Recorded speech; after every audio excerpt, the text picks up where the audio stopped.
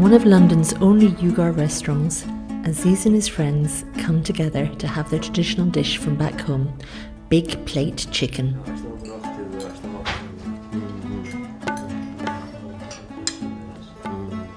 Uyghurs come from a region of northwest China which they call East Turkestan, but is officially named by the Chinese government as the Xinjiang Uyghur Autonomous Region because it's predominantly populated by Uyghurs.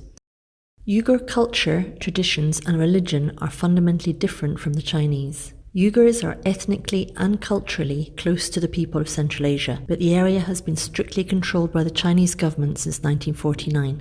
Many Uyghurs, like Aziz and his friends, and other ethnic peoples from the region, are in exile, fighting against the oppression by the Chinese state. Now, China has money, technology, now they can build the largest prison in the world, and they're repeating what happened in Germany during Second World War. It's the largest camps, concentration camps, we can call.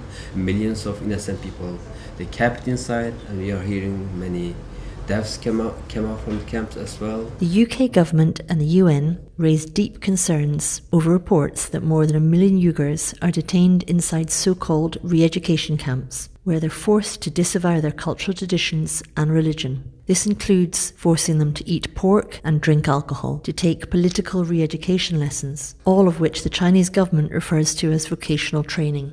That's not true. Chinese government is deliberately targeting the Uyghur population who has religious belief or who has knowledge, or like Uyghur professionals. For example, now we listed more than 300 of Uyghur writers, academic professionals, even the headmaster of university, all in the Chinese camps. They don't need vocational training. That's not true. Chinese hiding their crimes, so they're not allowed any reporters go there reported what's actually happening on the ground. Aziz hasn't seen his 76-year-old mother since she visited him in London in 2011. Uyghur people undergo intense mass surveillance, and his mother was terrified of interrogation by the Chinese authorities. She told him it was too dangerous to call her, and now he doesn't know where she is. 4th of November, I heard my father died, and I can't go for his funeral. Uyghur communities have found sanctuary in the West, but their suffering continues as they don't know the fate of their relatives and friends back in China. This is Subi Kamal's niece. She was arrested and put in one of the region's re-education camps after she returned from university in Turkey. Okay. It's my older brother.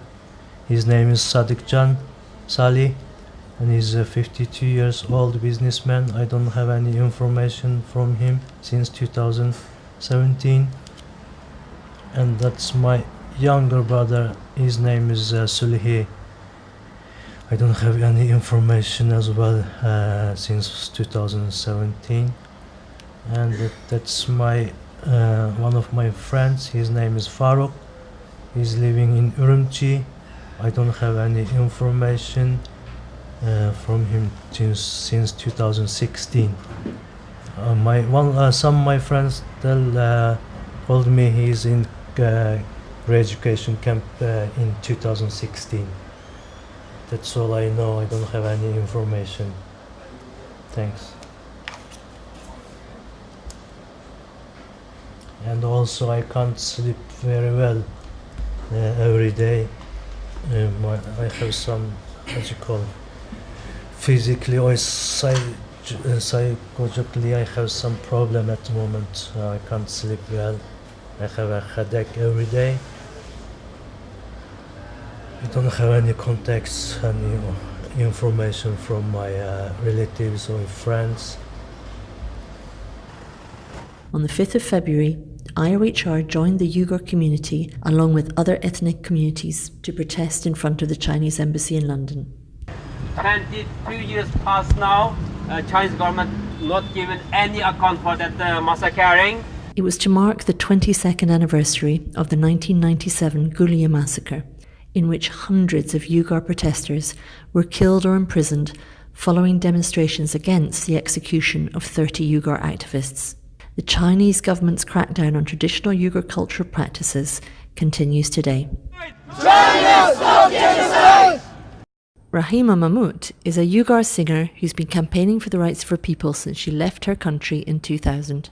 She's been unable to contact her family since 2017 and has come to protest against the cultural genocide of the Uyghurs. The scale of abuse is to extent that children now are suffering. The children who has parents made to become orphans, and there are deaths reported almost every week in these camps.